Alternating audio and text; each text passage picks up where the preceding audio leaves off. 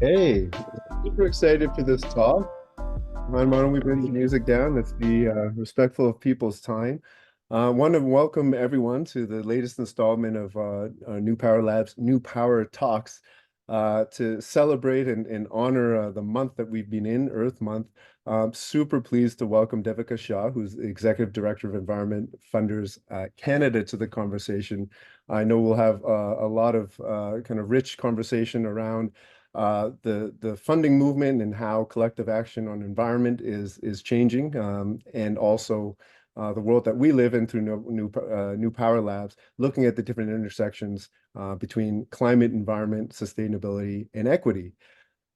Bit of housekeeping in terms of the show run. We'll have a moment to meet our featured speaker. But by way of introduction for folks who may be your first time participating in New Power Talk, I'm very pleased to represent the New Power Labs team today. In terms of the work that we do, want to really just ground us in why it's important to be having conversations like this that bring together topics like environment and equity. So through New Power Labs, we are a think tank and a do tank that focuses on moving power and moving capital and shifting power to underfunded and overlooked communities. What that means is that we look at issues through a variety of diversity lenses, whether it's gender identity, ethnicity, abilities, sexual orientation, citizenship, language, and others that really impact how folks are being supported and specifically being funded. Uh, our work is only made possible by the fact that we engage with a diverse spectrum of capital providers, and that's everything from traditional philanthropy to impact investing to folks that represent more traditional financial institutions. The work that we do is backed by a number of diverse funders. I want to acknowledge some of our core partners that have been incredibly generous and instructive in guiding the work that we do. This includes the Duke Impact Lab, World Education Services, Coast Capital, Ontario Trillium Foundation, the Community Foundations of Canada, Inspirit Foundation, Vancouver Foundation, and Jumpstart. Now, as we often do and always do as we kick off talks like this, I want to especially acknowledge the importance of reflecting on place and the people that have come before us. So, particularly for Earth Month, to be aware, right, that of the people and the communities and the civilizations that preceded us, and of course, pay homage and respect to this our shared planet. From my perch, am living, working from Tekaronto, now known as Toronto. In Mohawk, this means where there are trees standing in water.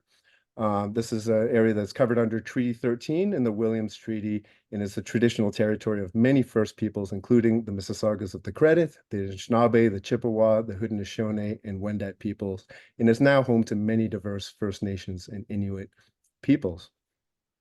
As we move into our conversation with Devika, first I want to acknowledge a couple of housekeeping and tech things. So one, we are in webinar mode. That being said, while we won't see all the wonderful people on the call, I do encourage you to use the chat function to introduce yourself in whatever way, shape, or fashion you deem appropriate. And we'll be fielding questions while we will try to retain space towards the end of the conversation. It's my preference actually to treat this more conversational. So actually keep your questions coming live and we'll do our best to kind of incorporate and address as we go. For folks of you who may be newer to the Zoom environment, just noting that at the bottom of your kind of navigation screen, there's a couple of accessibility options that you might feel or find useful. One is the closed caption button, and the other is on language selection. If you would like, for instance, to follow along in French, then the functions are there behind you. With that, big breath. Are we ready? So Devika represents a group called Environment Funders Canada. I think it'll become clear as we move through our conversation what important and valuable perspective she can bring to this conversation around conservation funding and equity. I will invite Devika shortly to talk a bit about her lived experience, but let's kick off with a bit of an icebreaker and involve the audience a bit. So I know we have a couple of poll questions I'd like us to raise. So we're going to take a moment, couple of questions here. If you want to just one, our first, tell us a bit about yourself and from what perch you are entering into the conversation. And then we have a bit of a fun one here. No Googling, please. The second question is around where you think Canada ranks in terms of world rankings on polluters. Just give a few more seconds for responses.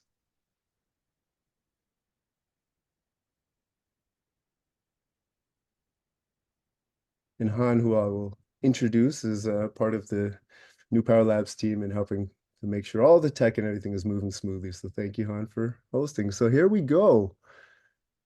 All right, a number of folks that are on the ground practitioners. That's wonderful, and it's good to see. About half of the crew is coming from a funding and investment world, and a lot of folks just curious to learn more, and I promise you will by end of the session. Okay, here we go. And do we know where Canada ranks?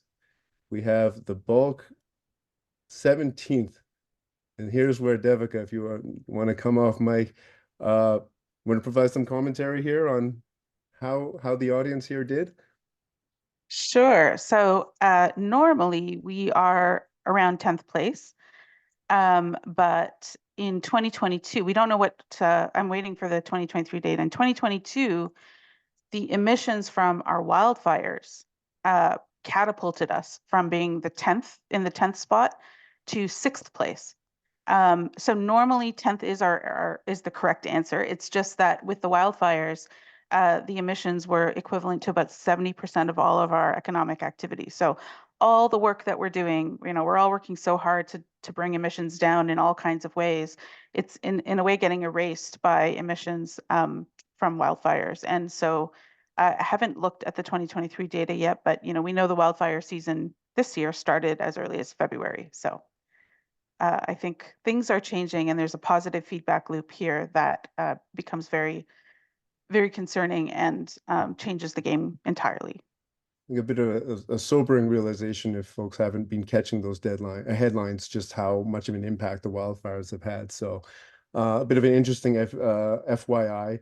But I think as we get into this, Devika, I wanted to first kind of ask, folks have registered, probably seen your bio. I don't want to spend a lot of time kind of repeating your history and how you got here. But in terms of highlighting your journey, because I know through the conversations you've had, just the passion you have, and I sense a lot of folks on this call and commitment they have, right, to advancing environmental mandates. Could you provide a little bit of a highlight into what got you here today? Sure. So my parents are both we're not born in Canada. They both come from other parts of the world and grew up in pretty extreme situations of poverty. And I was born in Canada, but I've always been very, very conscious of how different my life would have been if I was born in one of the places that they're from. And so I was doing my MBA and I was working full time, and I was trying to think, okay, when this MBA is done, I want to make a career pivot, and where do I want to work? And so immediately where my brain went was international development, because I just thought, again, it was that consciousness of how much easier my life was in Canada. And the more I started looking into it, I kind of came to this realization that it's really arrogant of me to think that as someone who was born and raised in Canada and knows nothing about any of these other countries, that I should then catapult myself into these other places with solutions, because it's the people who live there that know best. And really the best thing I can do is just give money and to people who actually know what they're doing. So then I was left thinking, okay, what should I do next? And then it's a very cliche story, but David Suzuki came to campus and he gave a talk, and he kind of opened my eyes to what life is going to look like on this planet.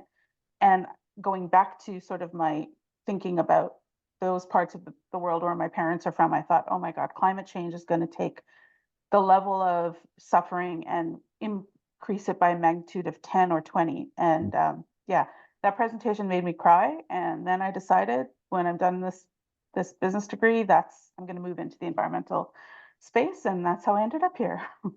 In here you are. Yeah, so as a West Coast boy, exposed to a lot of the work that David Suzuki and the foundation and the ecosystem around him has contributed to, I think, shaping, right, the movement. And this is where I guess my first question really is around how the movement has been framed, reframed, right? For better or worse, right? I think it's a very different movement than, I won't ask you to date yourself, but from, the early inception of the sustainability movement to where we stand today, right? And how issues have come together in different ways. So my first question is to help us contextualize, right? Like, what is the intersection now, as much as we, for all the valid reasons, want to preserve species, protect the environment for its own sake, when it comes to issues like equity, what is the framing that you're seeing, and what are the intersections that you're feeling need more attention? Yeah, and so when I think about how the movement has evolved, there was a time, even probably just before my time, really, when it was very much about, it was a niche group of people, mostly white people, who were concerned about forests and animals, and had their deep connections to nature from their childhoods, and cared about protecting place, but they were a sliver of the population. And now, people often ask me, like, are we screwed with, given where we're at with climate, are we screwed? And the answer in and of itself um, almost acts as if the rest of the world doesn't exist. It's a very Canadian or North American centric question, even because if you look at uh, the rest of the world, whole global south, the issues that they have been wrestling with for a long time are already magnified. So exactly what I saw in that presentation years ago is what is actually happening right now, which is why if you zoom out of Canada and you look at the whole planet, I strongly believe that climate change really is the greatest equity issue of all. There is no greater equity issue in terms of who's causing the damage and who is suffering, and who's bearing the brunt of the impacts. There's no greater disparity than climate change when you zoom out and you look at the entire planet. But even when you look at here in Canada, it's also a really big equity issue. So actually, if we could just look at the next slide for a second. When I think about, I was saying this a couple of weeks ago in a different talk, when I think about my nieces and nephews, and I think about what life is going to be like when they are my age.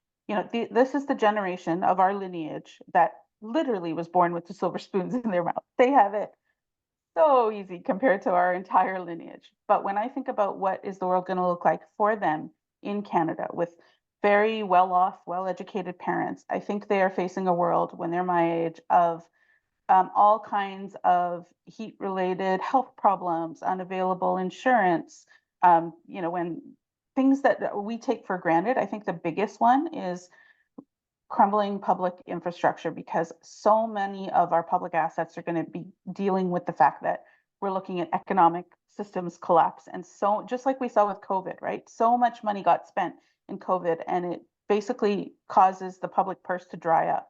So, really basic things that we need, like healthcare, education, transit, things that I grew up with and took for granted, is not going to be the world that they're going to be living in. And so, when you think about how that plays out in Canada, postal code is the greatest predictor in our country of all kind, health outcomes, education outcomes, every kind of indicator of well-being. Postal code is actually the greatest predictor of how well off everybody's going to be. And so these impacts on this slide will be felt in the postal codes right now that are bearing the greatest inequities already with respect to affordable housing and educational outcomes and crime, and you name it. So it's in the present moment, you look at the global south and you think it's already here, and then you look at where things are headed, even in privileged Canada, and it still becomes a really, really big equity issue. So I think one of the things that I wrestle with often is that I straddle two worlds. And when I'm in one space, like, when I'm in kind of equity conversations, climate is still seen as this kind of outside thing, sort of adjacent thing, and people kind of give it a passing reference, Mm. not recognizing that it's actually central. And so how it's changed is that because of these impacts, it's gone from being that kind of like little bubble issue to being something that really does intersect with everything. There's pretty much nothing that it doesn't intersect with. So it's very much like, COVID was just the sneak peek. COVID also intersected with pretty much everything when it hit. That was a tiny little sneak peek of what's coming up with the impact of climate change on pretty much everything. I think this is incredibly helpful. I like the kind of taking us from the very macro, right? North, south, and we're all, I think, especially a bulk of folks I'll venture to guess on this call are very well aware of the disproportionate impacts. Um, I actually like that previous slide in terms of then interpreting it for micro environments, right? Local communities, local cities. I think also, it's important to call out, and if I think back to that slide, there's politicians, urban designers, right? Insurers, financial folks that hold the financial purse strings. And my gut is that's a great kind of first step in engagement, right? Having folks understand through their lens and their verticals how climate, environment, equity is intersecting. So, I'd love to now delve deeper into what you're observing in terms of those groups actually coming to the table, right? And whether it's through policy, whether it's through investment in moving funding, what are you seeing in the landscape that is encouraging, right? Gaps that maybe still are apparent to you in terms of getting these folks to mobilize them in ways that you and through your constituency feel are necessary to address the big challenges that are in front of us. Yeah. I mean, one thing I wanted to say just on this sort of intersectional piece is that when you think about, say, impact investment, right? Often I've seen in the impact investment conversations that happen, there are these pillars. There's impact investment related to housing.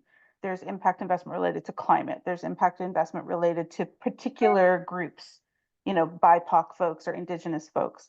Right. And I would love to see that all collapsed, because if you are making an impact investment in climate, and again, you zoom out and you look at the global picture, if that investment is actually a game changer for climate, then again, because it's an equity issue, you are in and of it, just through that investment, you are actually making a really, really big equity investment, and vice versa, right? If you are helping to make housing more affordable, you are helping to make life more resilient, you're building infrastructure in those postal codes through your investments, then inevitably you are helping that's a climate investment, because those are the populations that are going to face the greatest impacts. And so helping to make them more resilient for when collapse happens is in and of itself a climate investment. So, I've been thinking a lot within the EFC Environment Funders Canada space, and we're thinking about our role in impact investments. And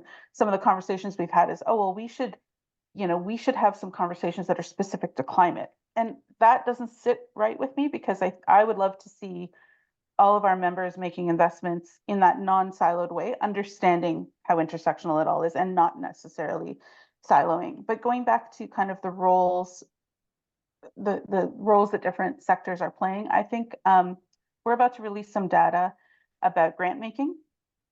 So Mm. I don't want to share the numbers right now because I'm supposed to hold it until May 6th. But basically, we are tackling, this big existential crisis for humanity, not just for the animals, but for ourselves and for Mm. future generations. And the percentage of money that goes to environmental work writ large does not in any way match the magnitude of the crisis that we're dealing with. There is, growing understanding and awareness, but in terms of actual dollars, we need much more dollars. I think when it comes to impact investment, or any kind of, the investment space, there's all kinds of different numbers out there that show we need billions and billions to be invested in climate solutions. And right now, there is positive momentum, and there is a trajectory, but it's nowhere near where we need it to be. And that brings me to government. So, Mm. depending on which government's in power, there are either bigger or smaller investments in the space, but there are also big investments in the things that are undoing climate progress. And so, government is kind of reacting and responding to whatever political calculus they are doing. in any given moment. And so, am I seeing positive trends? Yes, but as you hear from pretty much every other climate talk, things are going in the right direction, but so slowly that they're going in the wrong direction.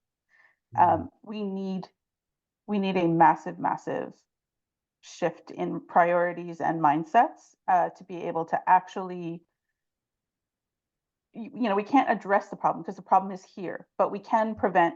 Every tenth of a degree that we prevent actually has huge, huge implications. So collapse is here, collapse is imminent, but how severe will that collapse be? It really depends on how many tenths of a degree we let it go above sort of the bearable limit. And we're pretty much already at that bearable limit. So, someone likened it to kind of having a fever, where, change in body temperature between being alive and being dead is actually just a few degrees, but like every tenth of a degree does matter. We're kind of in the same boat. And for the scale of ambition that's required in all sectors, whether it's the investment world, whether it's government, whether it's philanthropy and the work of NGOs, Mm. we're small steps in the right direction, but way too small.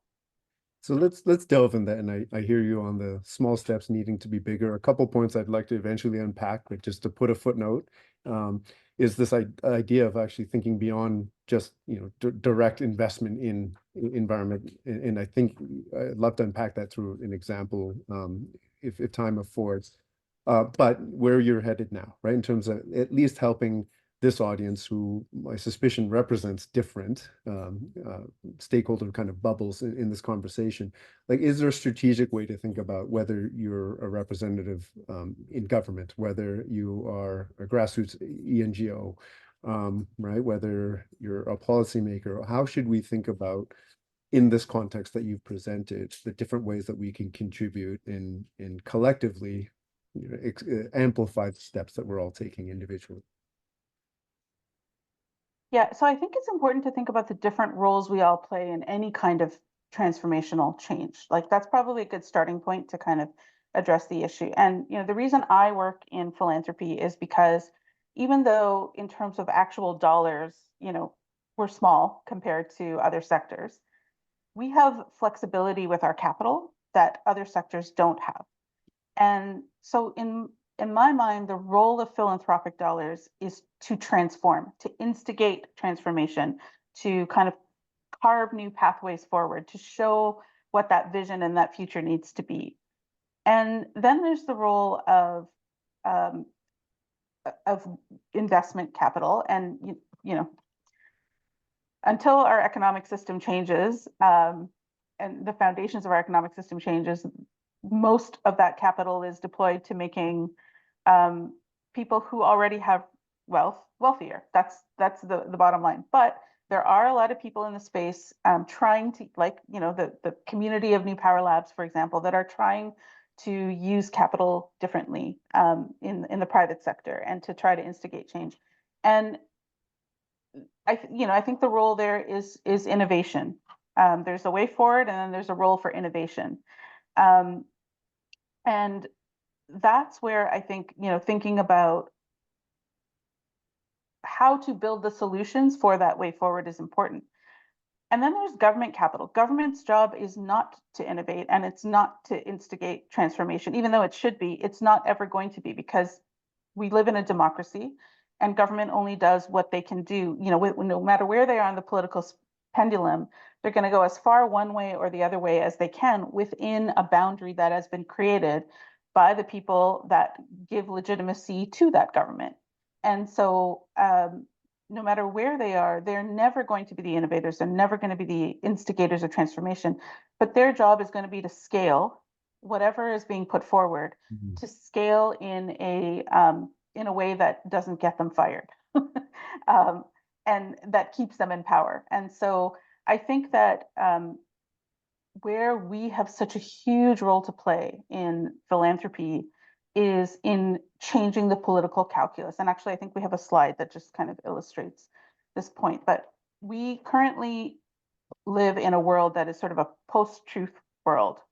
And we're seeing the impacts of polarization. We're seeing all kinds of headlines. Like, for example, the budget just came out.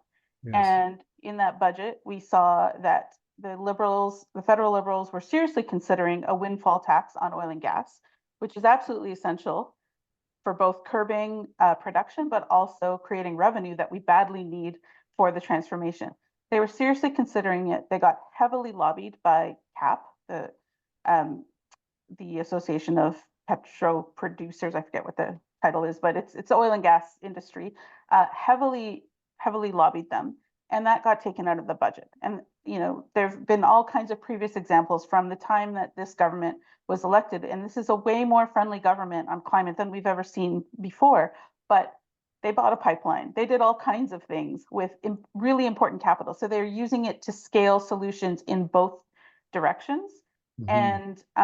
And that's because they do the political calculus that tells them they need to. So when we live in such a highly polarized world, it's so critically important for the political calculus to change so that when they sit down and they decide what do we need to do to stay in power, there's a different calculation that happens. And that's why when I go back to sort of broadening the tent in the environmental space, it's not it's not a moral imperative. It's a strategic imperative. Um, we this is the probably the thing that kind of frustrates me the most is that often people think about environment, their sort of response to the environmental crises, and they go to things like recycling and replacing their appliances and individual sort of consumer actions. And I'm not saying those are bad things. Sure, those are great things. If you can do them, do them. But they are not at all what is going to lead to systems change. If we're trying to change the political calculus of the sector that is supposed to scale solutions, then what we really need is for everybody to be involved in creating that political pressure. And so widening the tent is not just something we should do for moral reasons, because for so long, the groups that are most impacted by climate and other environmental crises have been left out. That's important too. But it's also just a strategic move for our movement to do that. And if we don't do that, we're going to fail. So it's just, being strategic, it means that the byproduct is that we've uh, focused on, engaged, supported, facilitated, enabled, whatever the words are, equity deserving groups Right. in environmental solutions. So I will venture to guess a lot of folks are now asking themselves aloud or in their head, what does strategic action on environment, climate equity look like? So I want to make sure that we ring fence enough of the conversation to really dig into that. Before I do so, I just want to encourage folks, if you should be able to see a Q&A prompt and ability to throw questions live into the conversation. So please do as we go, and we'll do our best to kind of incorporate that into the conversation. So stepping back, I think that you raised a really valid and important point. In terms of, yes, we're not diminishing the need to take the moral stance on these issues, but if we are to kind of move the needle, right, and to scale up, as you're hinting that we're failing to do, there are glimmers of, I think, hope and maybe emerging best practice, right, around how we can be more strategic in mobilizing attention, resources, capital, right, towards this issue. So could you unpack that a little more and maybe speak to a specific example of how you've seen this done well? Yeah. So I was reading an article by George Monbiot, and he does a lot of thinking around kind of social change and tipping points. And he was saying that if 70% of us were simply talking about climate, as we're doing right now, Mm. if in grocery stores and Tim Hortons and just day-to-day life, climate change was an actual topic of conversation amongst family and friends and gatherings, and within boardroom tables and within community spaces and all of those different places, that right there would change the game. And again, I go back to COVID. When you think about when COVID happened and we went through those 2, 3 years, we were all talking about it all the time. We were talking about, you know, protocols and just the impacts on us and how it was going to change life. It was it was front of mind for us all the time. Simply just talking about it changes culture, changes hearts and minds, changes the narrative, and that changes the political calculus. So sometimes, we think there's these complex solutions. It's actually not. It's just talking about it. And so if you run an NGO and there's an opportunity to actually integrate the impacts of climate into the work that you're doing and just talking about it with staff, with the board, with whoever, that's an example of action. When people say to me, these are the different things I've done, I'll say, you know what? I would like to ask, if I had to choose between you buying that electric vehicle and you sending notes to your MPPs, councillors, whoever, telling them that whoever takes the strongest, boldest action on climate will get your vote, I would choose the second any day of the year.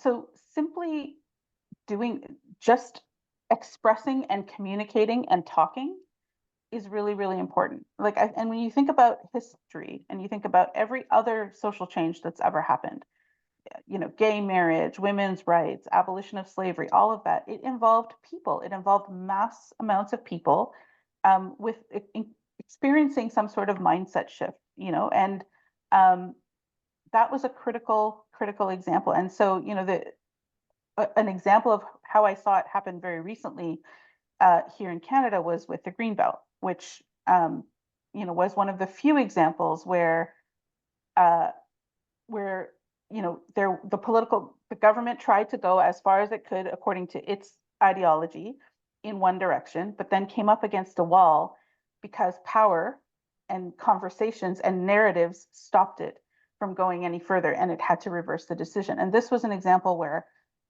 everybody was talking about it and how it happened. There was this history, a long time history of branding the Greenbelt as being core to, food in Ontario, actually our, prime agricultural land, access to nature, etc. So there was this constituency that already placed value on it. But then when you factor in that there were other people who were actively in the NGO sector who were actively kind of proactively protecting the Greenbelt, with all their friends of the Greenbelt groups and all of that. When they got activated when the Greenbelt was under attack, standing on the side of highways with signs, it was still very much sort of an enviro thing. And then all of a sudden the media breaks a story about it. The Narwhal broke the story, and then the mainstream media, the Toronto Star and others picked it up, and it became a story of corruption.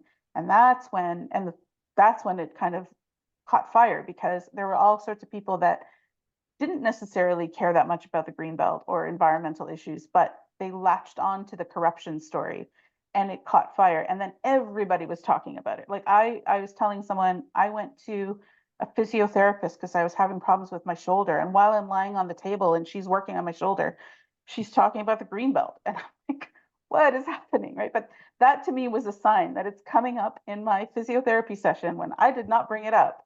That's a sign to me that the political calculus is going to change. And, I drew a direct line between my physiotherapist bringing it up and this headline. And so, again, anything we can do to just make it front and center and to win hearts and minds in the narrative work, I think is actually the most important thing we can do. Hmm.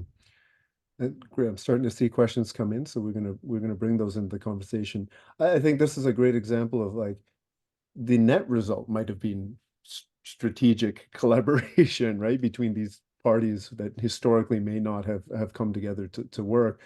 I'm wondering if you can kind of go into the memory or best practice vault of other examples of groups that proactively or movements or campaigns that proactively sought to bring in this kind of similarly diverse, perhaps unexpected coalition of actors to move on in a shared agenda.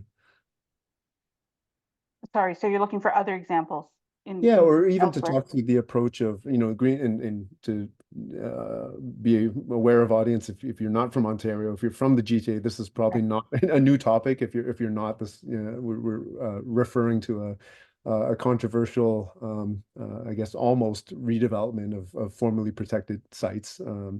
And I won't get into the nitty-gritty of the political scandal that ensued, but I think what's relevant for this conversation is how different groups, from housing advocates to environmental advocates to First Nations, you name it, have found different ways to, I guess, move, as Devika was hinting at, right, the political calculus in such a way that, net, we got to positive result, messier than it could have or should have been, but all that came together in a way that saw different groups working together. I think if correct me if I'm wrong, Devika, that was kind of the highlight from that example.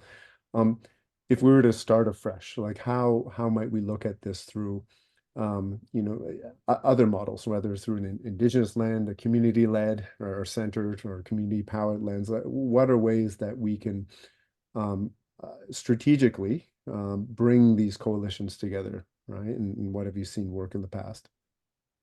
Yeah, I mean, this is actually exactly what we're trying to figure out right now in some of the work we're doing at EFC.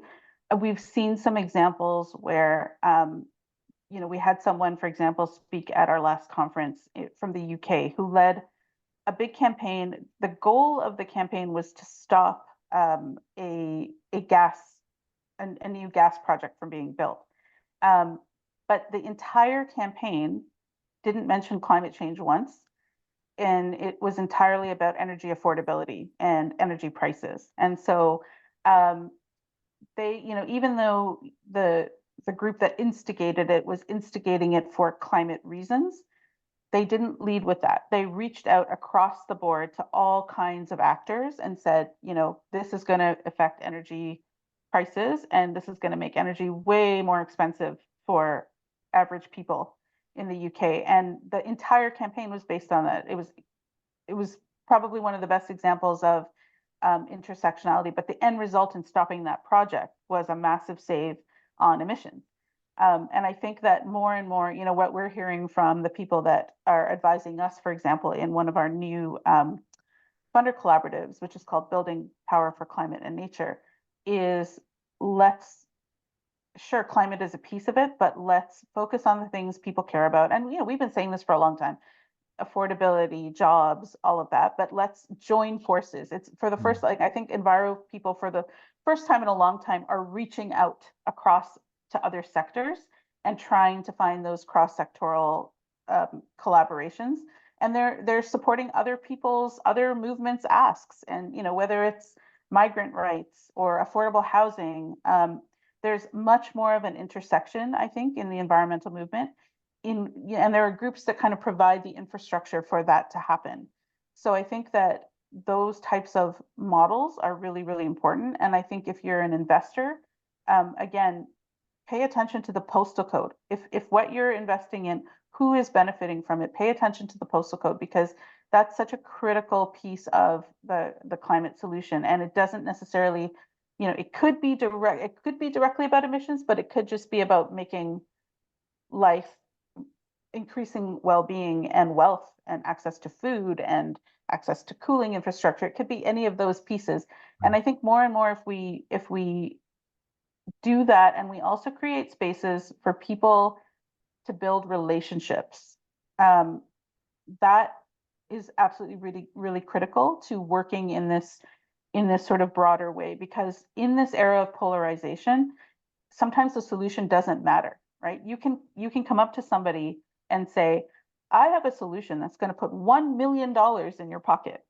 And because of sort of this era of tribalism that we now exist in, if that person is not from your tribe, it's immediately now seen as some sort of bad thing. And it doesn't, so, we focus a little too much on the solutions and not enough on the infrastructure to build relationships so that people from different tribes, I'm calling them tribes, can bond over the fact that they're both having trouble with their teenagers or whatever, the human elements of relationships. We need that infrastructure as much as possible, so that those coalitions can be built over the longer term. I think that's very insightful, and I'll want to take it there shortly. But before that, I'm noticing a couple of questions that come back to the idea of framing. So one audience member is raising the frame of climate justice, and whether or how is that a valid or relevant frame in a Canadian context? Any thoughts or comments around that? Yeah, I mean, I don't know. Um, I don't have a problem with the frame climate justice. I don't know what the alternative frame would be. I mean, there's justice is justice, right? And so again, going back to my earlier point, whether you call it racial justice or socioeconomic justice or climate justice or any other kind of justice, it's the same justice. It's all one thing. And climate is sort of a foundational issue that exacerbates the degree of justice and equity that exists in the world in either direction. And so I don't get too hung up on framing. And I think, sure, if someone wants to talk about climate justice, talk about climate justice. You want to talk about racial justice, talk about racial justice. But the justice part is the key frame. And this is very, very much climate change is a symptom of injustice. Climate change is a symptom Mm. of massive, massive power imbalance. And climate change is a symptom of a world in which a few people benefit at the expense of many. It's just a symptom. And so, at this point, I don't think we have time to worry too much about framing. I think we just have to get going. And there was another question that spoke to, and I think I think that was a very eloquent way that you phrased it. Should it be about climate change or systems change? I know it's a bit of a false, right, choice, but I don't know if that sparks anything because I feel like you're pointing to that, right, and that climate is but a symptom of underlying, right, inequalities. So I don't know if there's anything else that you like to add to that. I would actually say it's about economic change, right? It's about economic systems change. And so Right. all of the systems that exist, all the regulatory environment that we work in, the policies that are passed, the kind of impacts of our economic activity on climate change are all a function of the fact that we still, so many people operate in this world where there's this belief. I think many people now don't believe in the myth of sort of the trickle down economy, but still operate in this world that consumption is the ultimate goal and shareholder wealth is still the ultimate goal because that has the strongest benefits for innovation and for employment. It actually needs to really be challenged and interrogated. If we were building a well-being economy Hmm. and we actually, priced externalities and we actually um, factored in ecological thresholds of what we actually can sustain without the entire system collapsing and supply chains collapsing down the road. If we actually did that, we would be living in a very, very different world. Not only would we be consuming less, but the decisions we would make would be about wealth in more people's hands as opposed to wealth in a few people's hands. It impacts everything from taxation to regulation around, products going obsolete. Hmm. All of that is really where that's the root cause of it. And Well, that's what it's about. let's go there. So I love so I won't use the word frame, but this kind of mindset of thinking about economic systems change. In this room we have funders, we have investors. So through that perch, wondering if we can start digging a little deeper, right, into understanding how within the parameters and resources that we have collectively on this call, we can start thinking about shifting those that economic calculus. So I, that is an open invitation. I also wanted to touch on some of the I think shared gaps that we as our two organizations, New Power Labs, Environmental Funders Canada. I know we've been collectively scratching our head and looking at opportunities to tackle, and that's this idea of even understanding through data, right? What is getting supported, who is being supported, and from there, right, understanding more strategically, right, where we could move the needle. So I want to open that as a conversation as well, like the importance of data transparency, some of the work that we're collectively trying to do in that area, and shift your thinking towards this theme of moving capital strategically, right, to unpack these or open up these pathways to rethink economic systems. Um, so from that, I'll just invite you to respond or dig in, and as well the audience, if there's something specific that you would like us to delve into. While we have Devika for a handful of minutes still, now's your chance. So, on the role of investments, I think that, there is a big move, a big shift in impact investments. There's also, for example, in the conservation world, project finance for permanence. where, you know, it's about basically all different sources of capital coming together to create a large enough bucket for Indigenous-led conservation in Canada. That's an example of, you know, different sort of slightly different financial models that are being used to create benefit, and where, you know, there is still some sort of value being created and wealth being generated, and but the way that the value and the wealth is being created and who it's going to is different than who benefits when, you know, some new widget takes off and everybody has to buy one, right? The who benefits is very different. And I think that the investment world actually can play a really big role in helping to shift those economic systems, again, by the narrative that accompanies the investments, right? Like, we measured the value of this investment and we measured this wealth based on these indicators, and they're not the traditional indicators, and that is still wealth. Wealth was created, society has benefited. Like, there's, I feel like, you know, every impact investment needs some sort of like communications plan, because it's so critical. Again, going back to that understanding, the reason that this economic system that we operate in is so strong is because it is a narrative that was consciously so deeply embedded in people's minds that even the people at the lowest level of the economic ladder believe it fully and will actively oppose any sort of, and I'm saying this is a big generalization, of course it's not everybody, but there's a huge amounts of people who will actively oppose any sort of different economic system. So until our understanding of what a well-being economy can actually look like, and yes, there is, I see a link in the chat, there is lots of work being done to try to change that narrative.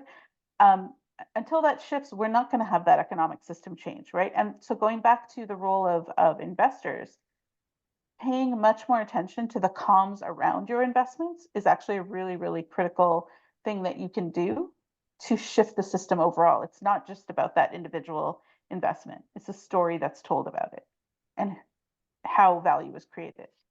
Let's talk about some of those indicators that you've seen or emerging indicators that could define this well-being economy as you're referring to it. Like what are you seeing out there built into projects, built into RFPs, built into the language, right? That is being used to introduce these different initiatives that you find encouraging and Mhm. instructive. Part of it is the composition of, so again, this goes back to the data piece, right? The populations of people that are actually benefiting from whatever value was created, that is increasingly an indicator that I think people are talking about. Of course, there's emissions, and, you know, emissions reductions is always an indicator. Job creation. But the other thing is just sort of the benefits of things that save costs in the future. So, for example, you know, flood mitigation or water filtration, or you know, reducing heat island effects. Those are things that are costs that we are going to have to bear down the road. So if we can proactively mitigate the cost with those kinds of indicators, that's being factored in. Um, of course, jobs, and you know, that was always a metric that people used, but people, you know, where there was in our current economic system, often, you know, sometimes it's like community owned renewable energy projects that actually generate way more jobs per dollar of investment than, say, that massive, you know, oil and gas Mm. project. But again, the narrative counteracts the facts. So there has been some work to look at, you know, job creation, for example, in through clean tech and renewable energy, et cetera, versus traditional fossil fuel industries. But it always gets drowned out because the narrative is stronger than the facts. Mm. But job creation is one that we should really shine a light on and bring it forward. Right. My next question is around, I guess, centering around, we talk about power and power in a very literal form of where is money flowing. There's also the decision making, right? There's the implementation, right, of projects or solutions, and a lot of our, I think, shared work is really shining a light on how community input and beyond community input, community empowerment, right, to lead the change is showing up right? So when it comes to environmental or conservation or climate related issues, I wonder if you have any commentary on how you've seen, and I do think a lot of this is kind of innate in how we're appreciating, right? The source of the issues on environment. But I'd be curious from your perspective, is that a lens, right, that we can encourage folks to look and plan through, and encourage funders, right, to screen and invest through The lens being the community looking at, solutions and yeah, yeah. I mean, I think so. Again, I think we have to start thinking of strategy, and if we are being strategic, then a byproduct of being strategic means that there are many more community-led solutions. That means that the people involved automatically end up being way more diverse. And so one of the things we're doing, and maybe this is a good time to talk about the data work mm, um, at both EFC and our partnership with New Power Labs, is to, we're starting to collect grants data from our members and looking at, okay, where is the money going across different issues. One of the things we're really struggling with, aside from sort of work that goes to Indigenous, that has sort of an Indigenous focus, aside from that, it's really hard right now with our current system, unless we kind of go through every single grant and manually code it to be able to know how much of it is going to, various equity deserving groups. But to me, when we are able to get that data, uh, to me, it's an indication of whether our movement is working strategically or not. mm, That is, to me, one of the biggest metrics that will tell me, like, okay, we are actually on a winning path right now or not. And our partnership with New Power Labs was, we're encouraging our members to not just give us our grants data, but to then work with New Power Labs to get more granular, to better understand who is actually the recipient of those fundings, of the funding, and so that those numbers can roll back up and give us that indicator of whether or not we're being strategic. And so, it's hard for us to do without a massive team to code every grant, but New Power Labs has the methodology laid down. And so the more and more of our members we can get to kind of do that step two, the better it is for us to be able to assess the degree to which we are building power. yes, no, couldn't have said it better. And this is it's nuanced work. It's laborious, but I feel like we're on a path, right, to at least get that data. And from there, my next question is around directions. I know you teased that the report that your group will be launching, not quite shareable yet, but I'm wondering if you could hint to some of the insights, right, and what that is kind of telling us we need to be spending more of our time collectively on. I think you Yeah. hinted that the um, headline is not enough to these specific causes, but does it open a conversation around, what are the areas that we could start centering our efforts around? it actually it doesn't yet open up that conversation because it's such early days, and all we have really right now is a snapshot of how much money went into the different buckets of environmental work, like pollution and toxics and waste reduction and food and agriculture, et cetera, et cetera. But for me, the biggest eye-opening thing is our counterparts in the US. They are about a decade ahead of us in terms of gathering this data. And so not only can they kind of get a sense of the big buckets the way we can, um, they can drill down at a much more granular level. So they can show you exactly which equity deserving groups are getting how much money. We can't do that yet. And that's why, again, the work of New Power Labs is so critical. The other thing they can do is they can look at the strategies, because they have such a massive team of people analyzing every grant. They can look at which strategies and strategic approaches are getting funding and which ones aren't. And the thing that really shocked me aside from the fact that they are like, I think about, they have 20 times, over 20 times more money in the environmental space than we do. Uh, Even though they're only about 10 times bigger than us, they've got definitely double the amount of proportion. Their slice of the pie is double the slice of the pie in Canada. Aside from that, the other thing that really struck me is that the money that they put into sort of movement organizing and community-led solutions, that is their top strategy for funding. You can fund litigation, you can fund, regulatory change and policy advocacy, you can fund technology innovation. There's all kinds of things, but their top strategic approach of all of, it's like $1.2 billion or something like that, is movement organizing, grassroots led sort of, community solutions. And that really kind of caught me off guard because they've been pushing. I think the folks in the U.S. movement have been pushing for that for a very long time, but somebody is listening, and it is affecting the dollars. We don't have that data yet. So at this point, we're just kind of looking south of the border to get an indication. I know it's very different than our approaches here in Canada. So we Okay, have so long ways to go.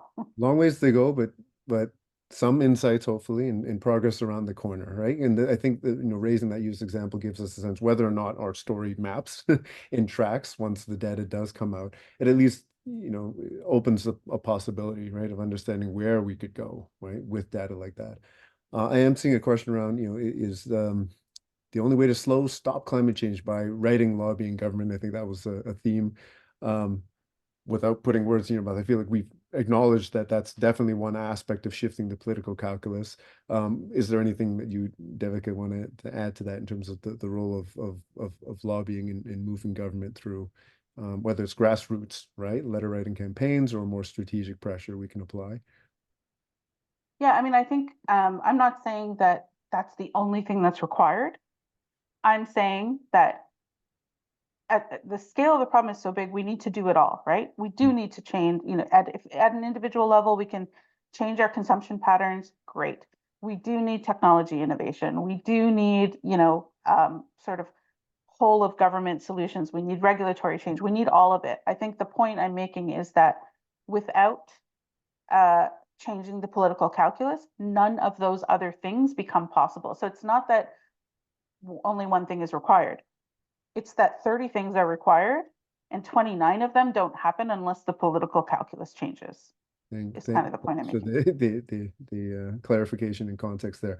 I recognize we only have a couple of minutes left. From my team, that this may be the opportunity to just open what we always close with, which is a quick poll to ask how things went and how you think we can improve. So we'll leave that open, this feedback pop up while one at once we thank Devika, but I also want to make sure that we have some space, I guess, for you to project into the future, right? I look forward to when we can really start making advances on filling these data gaps in terms of this community, right? In what we can do as a next step.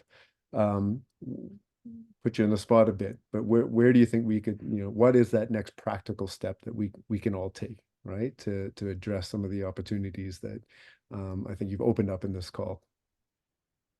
I actually think the next step is deep reflection internally. It's an internal Mm. systems change that needs to happen, is to understand kind of the interconnections between all of it. Like for me in the future, I'm not in enviro spaces trying to convince people about the strategic versus moral imperative, and I'm not in equity spaces trying to convince people that climate is the greatest equity issue of all.